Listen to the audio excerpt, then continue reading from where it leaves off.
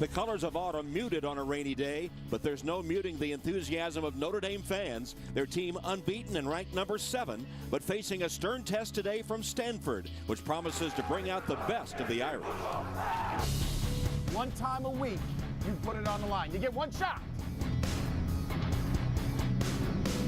You know what you can do. I know what you can do. You make it happen. Play the music. Play it loud. Play with passion. The speed burners down the sideline. Touchdown! Whatever we need to do in our home, they're coming to us. We need to find a way to beat Stanford. Dive to the end zone. Touchdown, Cardinal. Tipped and intercepted. Thomas has it. Stephon Taylor jukes through. Lunges for the goal line. Touchdown. Stanford's going to win the game.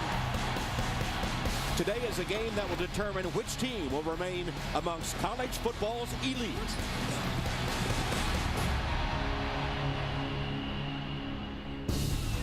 And it's sold out Notre Dame Stadium. In the raindrops, the Irish have just taken the field. Notre Dame unbeaten and ranked 7th in the nation. And here come the Irish. Happened a little early today, as Notre Dame came charging out of the tunnel just a moment ago. There you see Manti Te'o, the man who both coaching staffs proclaimed the best linebacker in college football, Brian Kelly. And there's Manti, who is looking forward to a big game against the Stanford Cardinal today. And in the tunnel leading out to the field at Notre Dame Stadium, Coach David Shaw and the Stanford Cardinal, as a few boos rain down. This has been called the SAT Bowl today, Stanford and Notre Dame. And here are the Cardinal.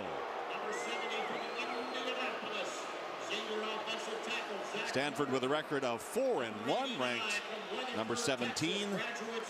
Josh Nunes, the quarterback you saw for a moment there, and there's Coach Shaw. There's Nunes.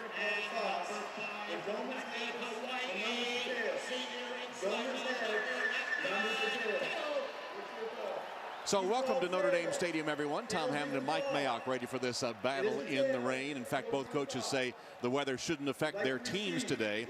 And these teams are so similar. It's like two heavyweights standing in the center of the ring, not dancing around, just throwing punch after punch. And it's great because both coaching staffs using very similar boxing metaphors, and just enjoy this game. I think it's going to be the most physical college football game of the season. Well, that physicality starts up front on defense. Two of the top sevens, the front sevens in college football. Yeah, and difference makers that lead these fronts. Now for Stanford, it's Chase Thomas, 6'4", 250 pounds. He's stout in the run game.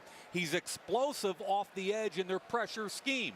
I know one thing, if you're going to beat Stanford, you got to take the sting at a number 44. Now for Notre Dame, of course, it's number 5, Manti Te'o.